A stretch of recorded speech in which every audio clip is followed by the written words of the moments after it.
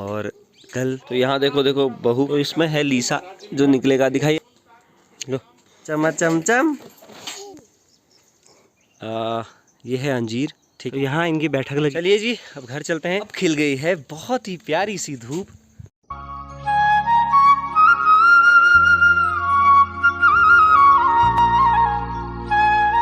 आज सुबह सुबह उठते ही 6:30 बजे जब बाहर आया तो कुछ इस तरह का नज़ारा देखने को मिल रहा है।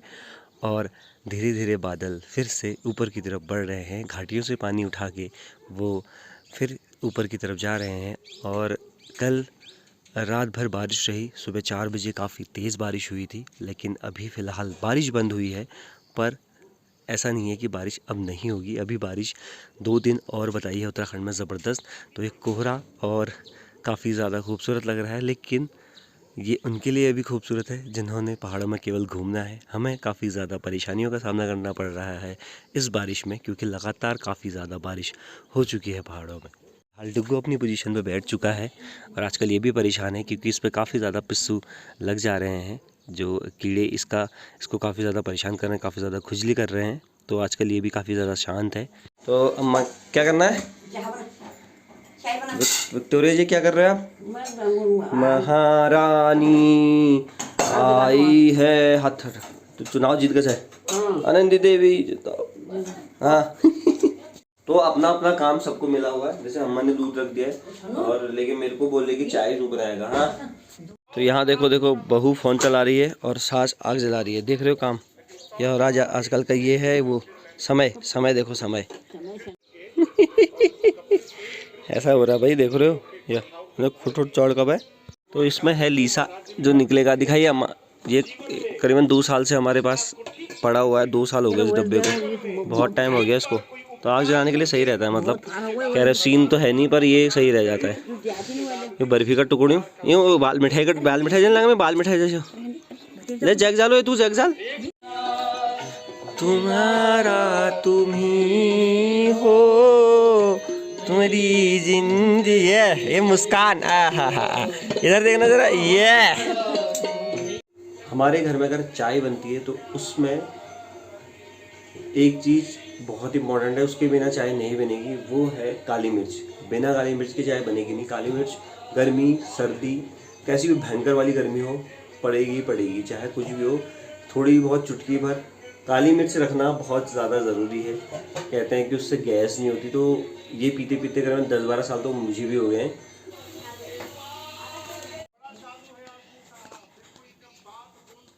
लो चाय। आहा चम चम चम चम चम ले चल। तो छोटा पैकेट बड़ा धमाका है। वो लड़की छोटी सी बहुत बोलती है, मतलब बहुत बोलती है, हरकतें करने मेरे को देखती है, बोलती है कि चम चम चम ऐसे हाथ उठाते ही, और काफ़ी क्यूट लगती है। तो फिलहाल अभी हल्की फुल्की धूप आ चुकी है, तो अभी हमारी लटक ये है धर्म भाई की बेटी है और बहुत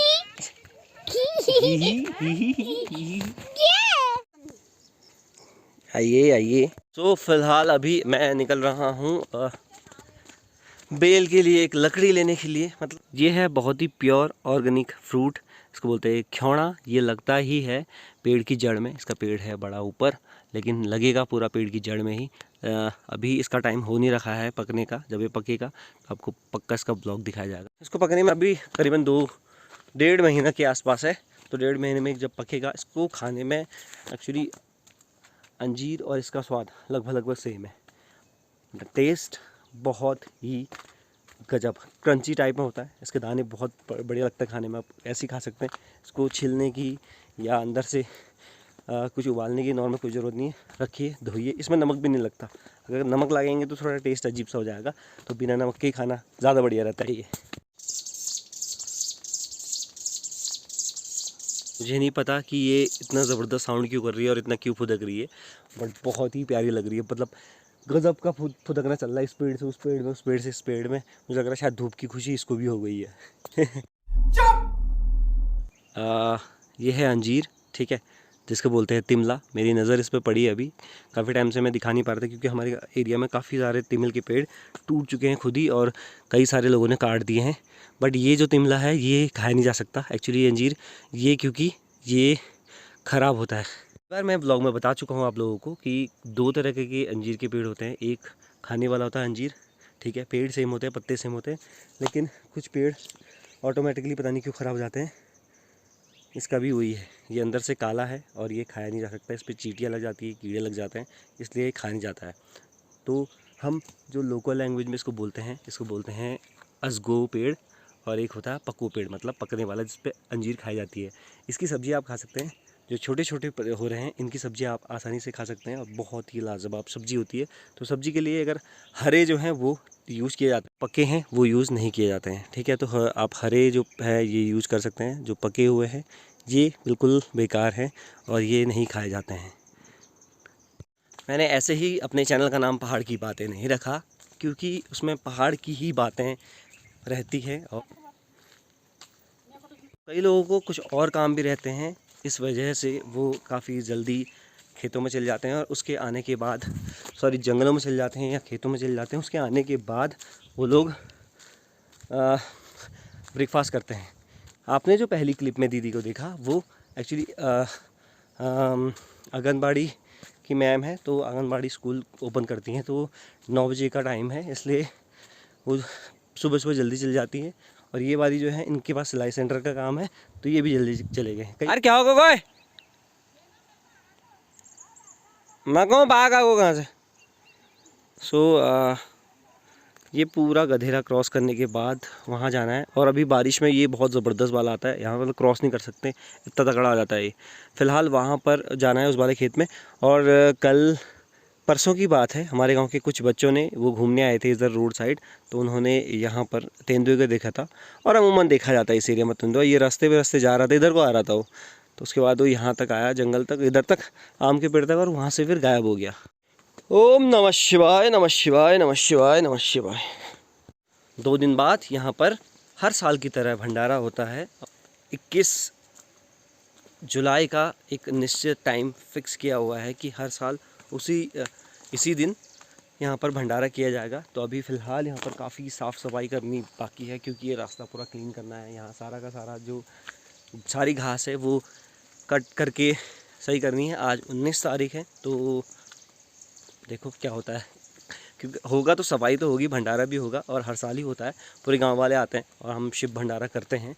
तो देखते हैं क्या होता है। अभी फ़िलहाल सफाई का कल के दिन मुझे लग रहा है कि यहाँ सफाई करने आना पड़ेगा, लेकिन कुछ टाइम से प्रधान जी ने ये एक दिया था कि ये वाला काम करवाया जाएगा। तो टिन सेट ऊपर वाले में भी और यहाँ पर भी, खाना बनाने जहाँ पर हम खाना बनाते हैं यहाँ पर भी टिन सेट का मतलब टिन सेट लगवाया, और वो काफ़ी बढ़िया उससे राहत मिली। 2 साल हो गए हैं इसको, और इससे काफ़ी बढ़िया हमको राहत मिल गई है कि यहाँ पर आराम से खाना भी बन जाता है, और खाना बनाने के बाद कई सारे लोगों को यहाँ पर खिलाया भी जा सकता है। तो दगड़ियों, ये है हमारे वहाँ का धुनघाट। पहले यहाँ धुनघाट का मतलब ये था कि यहाँ पर लोग कपड़े धोने आते थे गांव से, जब गांव में पानी की बहुत ज़्यादा दिक्कत थी, बहुत साल पहले की बात है ये। तो यहाँ पर कपड़े धोए जाते थे, और वहाँ नीचे है एक टब, मैंने बहुत पहले व्लॉग में आपको दिखाया भी है इस एरिया को। फ़िलहाल यहाँ पर पिछले साल बहुत ज़्यादा सैलाब आया था, जिस वजह से एरिया पूरा फट गया। नहीं तो बहुत इसी जो गधेरा दिख रहा है यहाँ पर इतना पानी था, लेकिन ये पूरा इसने तोड़ ताड़ के बराबर कर दिया, और ये पूरा यहाँ पर जो सीमेंट की दीवार थी वो भी तोड़ दी थी।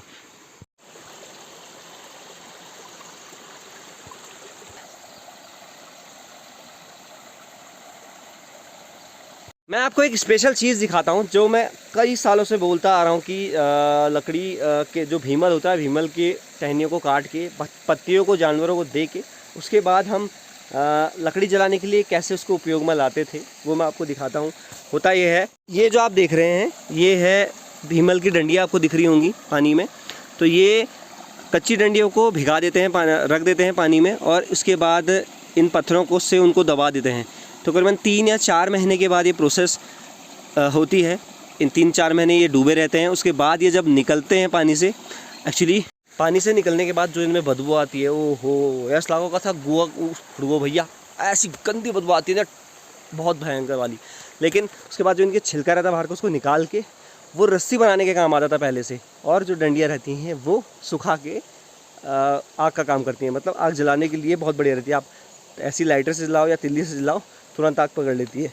तो ये प्रोसेस रहती है। और पहले के टाइम पे ये सारे का सारा एरिया भरा रहता था। जब केरोसिन जिस टाइम पे केरोसिन मिलता भी था उस टाइम पे ये काफ़ी ज़्यादा मात्रा में यूज़ किया जाता था। लेकिन आज के टाइम पे बहुत ही रेयर लोग इस प्रोसेस को करते हैं और इस तरह से यहाँ ये रखने आते हैं भीमल की डंडियों को, और 3-4 महीने यहाँ डूबने के बाद में इसको घर ले जाके पूरे साल भर अपना यूज़ करते हैं उस चीज़ को। सो इस पेड़ के बारे में लोगों को नहीं पता है कि ये कितने साल पुराना है, लेकिन एक अमूमन हमारी दादी, वो बहुत सारे लोग कहते हैं पुराने, कि हमने भी इस पेड़ को ऐसे ही देखा था। और जो लोग चले गए हैं उन्होंने वो भी ऐसे कहते थे कि हमने भी इस पेड़ को इतना ही बड़ा देखा। 100 साल से ऊपर तो है ये पेड़, और एक विशालकाय आम का पेड़ है। अमूमन जब पहले के टाइम पे यहाँ पर बच्चे बहुत थे तो हम बहुत आम खाने आते थे यहाँ, इसके आम तोड़ने आते थे। और घर वालों से फिर यहाँ आके जब घर जाते थे तो घर वालों से भेल में सिसौड़ भी खाते थे। भेलों पर बहुत सिसौड़ लगा है भाई आम के चक्कर में बहुत बार। पर एक टाइम था जिसको याद करके काफ़ी अच्छा लगता, काफ़ी ज़्यादा मज़ा आता उस टाइम को याद करके। देखो ना, प्रकृति में जो चीज़ें हैं वो अब उसी जगह पे हैं। ये पेड़ जब यहाँ लोग आए तब भी यहीं था, लोग गए तब भी यहीं हैं, जो नए आए उनके लिए भी यहीं है, जिसने तो यहीं रहना है। लेकिन लोग यहाँ से चले गए। परसों की तेज़ बारिश से यहाँ देख रहे हैं कितना ज़बरदस्त पेड़ टूट रखे हैं। 3 पेड़ टूट रखे हैं और 2 पेड़ों को अलग भी किया गया था, लेकिन फिर भी वो 1-2 आदमी से कहाँ हटने वाले, तो पूरा रास्ता उसने ब्लॉक किया हुआ है। तो यहाँ इनकी बैठक लगी हुई है। एक्चुअली ये पूरी गांव की जितनी महिलाएं उन्हें काट कणफल आने 3 का दिन ये लेके जाना है। लॉकडाउन में ये खेत जो वीडियो देख रहे हैं उनको बहुत याद होगा ये एरिया। बच्चों ने 3-4 महीने जब बिल्कुल सब जगह बंद था तो यहाँ क्रिकेट खेल के आतंक मचाया होता। मतलब ये एरिया शाम के 3 बजे से पैक हो जाता था शाम के 7 बजे तक, और यहाँ इतनी भीड़ रहती थी। कफेल्टा वाले और दाड़मी वालों का मैच होता था। फिलहाल मुझे इस विशालकाय लकड़ी को ले जाना है, जिसे इस ठंगर को ले जाना है, ठंगर को।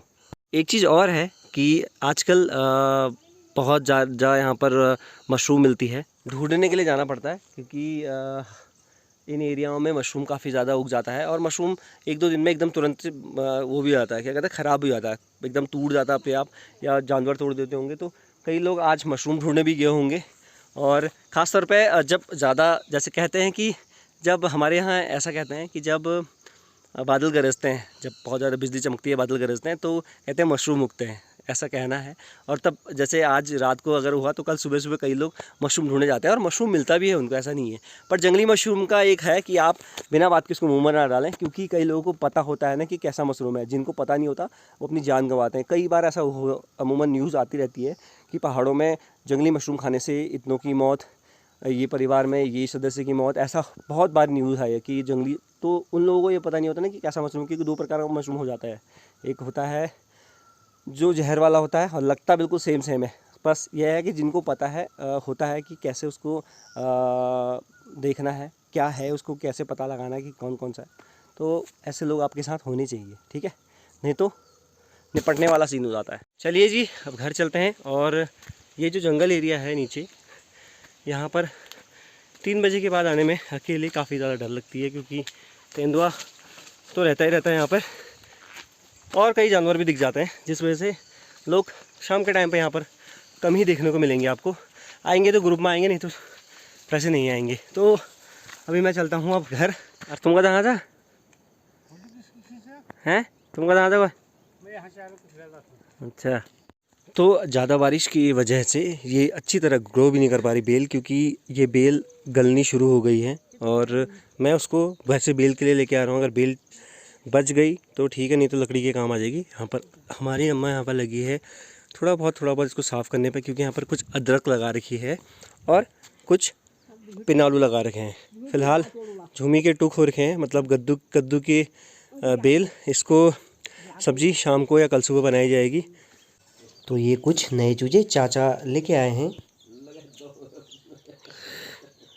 और गिज पर छाके